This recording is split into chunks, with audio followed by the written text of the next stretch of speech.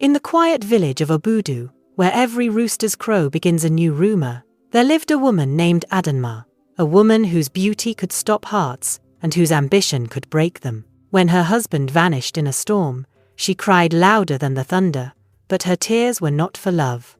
They were for opportunity. Because months later, on the day she was to marry a wealthy chief, the man she buried walked into the church, alive. Her husband, Chike, was a simple carpenter, a man of good heart and honest hands. He built chairs, tables, doors, but not the kind of life Adanma desired. Each morning, she would look at her reflection in the small tin mirror by their hut and sigh deeply. She would say, "I'm tired of this poor life. Look at Neka, her husband just bought her a new wrapper from Lagos. And me? I wear the same 2 wrappers every market day." Chike would smile, brushing the sawdust from his shirt. "My wife, patience. The plantain tree does not bear fruit in one season. Our time will come." But Adanma would roll her eyes and mutter, "You and your proverbs. Will patience buy me jewelry?" And with that, she would storm out of the hut, her hips swaying with pride. Chike was a good man. He never raised his voice, never lifted his hand. He loved Adanma sincerely, but love, my people, does not fill an empty stomach, and to Adanma, it did not shine bright enough. Every market day, when she saw the wives of richer men, she felt bitterness grow in her chest. She wanted to be admired, envied, worshipped, but poverty, she believed, was an insult she could not bear. One rainy afternoon, Chike set out to deliver a wooden bed he had built for a family across the river. The clouds grew heavy, the wind moaned, and thunder roared like the anger of forgotten gods. By nightfall, word came that the small ferry crossing the river had capsized. Several traders had drowned. The villagers gathered to confirm names. No one knew for sure who was lost, but before anyone could speak, Adanma fell to the ground wailing, "Ah, my husband! My poor Chike! He is gone! The river has swallowed him!" Her cries filled the air. The women gathered around her. The men shook their heads sadly. Even the village elder said, "It is the will of the spirits. Let her mourn." They buried an empty coffin to honor his name. And from that day, Adanma wore white and called herself a widow. But my people say, some tears are not for sorrow, they are for opportunity. While others believed she cried for her husband, Adanma was already looking at another man, Chief Ugo, a wealthy widower from a nearby town. He came to Obudu often for business, his car glistening under the sun like a mirror of pride. He was older, rich, and feared. When Chief Ugo came to pay condolences, he held Adanma's hands and said, "Such beauty should not be wasted on grief. The gods are unkind to take your husband so soon." Adanma sniffed softly and lowered her eyes. "Chief, the gods know best." But, in her heart, she smiled, because Chief Ugo had just opened the door she had been dreaming of. 2 moons passed. Adanma moved into Chief Ugo's mansion, the one with tall iron gates, and a guard who saluted every visitor. The villagers talked.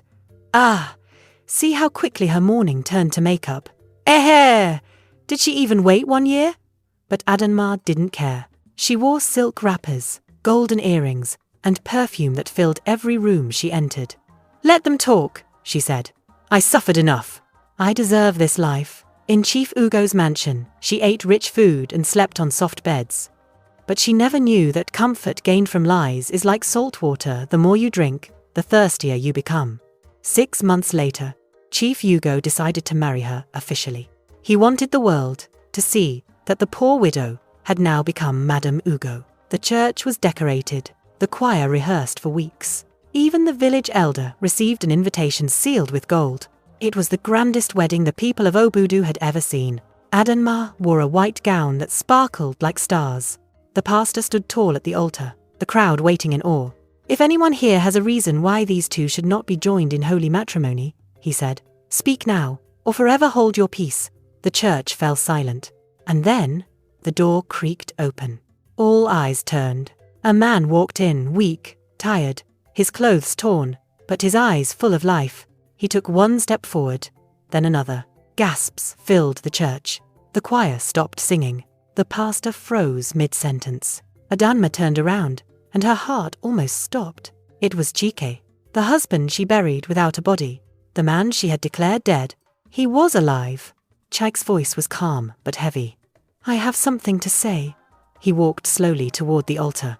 Before you stand my wife, Adanma, the woman who declared me dead when I was alive. Adanma's mouth trembled. Her bouquet slipped from her hand. You're supposed to be dead, Chike smiled sadly. Dead? I was lost. The storm carried the boat, but the river spared me. I wandered for months, until a fisherman found me. I came home to find my wife ready to marry another man. Murmurs filled the air. Chief Ugo's face turned red with embarrassment. Adanma, what is the meaning of this? Adanma dropped to her knees. Chief, please. I thought he was gone. Everyone said he drowned. Chike turned to her quietly. No, Adanma. You didn't think I was gone. You wanted me gone, because your heart was never satisfied with what you had. The church fell into heavy silence. Even the pastor stepped back, unsure what to say. Chief Ugo looked at her in disgust.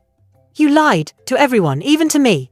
How could I marry a woman who buries her husband before he dies? He threw off his wedding scarf and stormed out of the church. The guests began whispering. Some pointed. Some shook their heads. So it's true, they said. She killed her marriage with her own mouth. Adanma wept bitterly, reaching out to Chike's robe. Chike, please forgive me. I was confused. I was afraid, but Chike's eyes were cold and wet with tears. You were not afraid, Adanma. You were greedy. You bury love for silver and truth for gold. Now both have left you empty.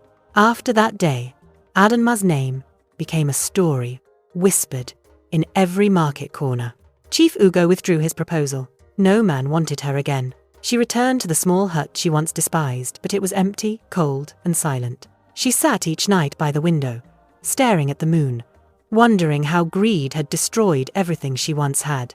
Meanwhile, Chike went back to his work. He rebuilt his small workshop and filled it with the smell of fresh wood. People respected him more than ever. Mothers told their daughters, marry for love, not for gold, remember Adanma. And every time he passed her hut, Chike would pause, then keep walking. He had forgiven her in his heart, but trust, once broken, cannot be carved anew. My people say, the truth may sleep in the belly of the earth, but one day it will rise like the morning sun. Adanma tried to bury truth under lies, but truth has a way of walking into the room even when the doors are closed. So remember, my people, when greed becomes your guide, shame will become your shadow. Because truth buried under greed will always resurrect at the worst time. And that was the end of Adanma's story, the woman who buried her husband alive with her mouth. Thank you so much for watching African Tales by Fine. Your support means the world to us.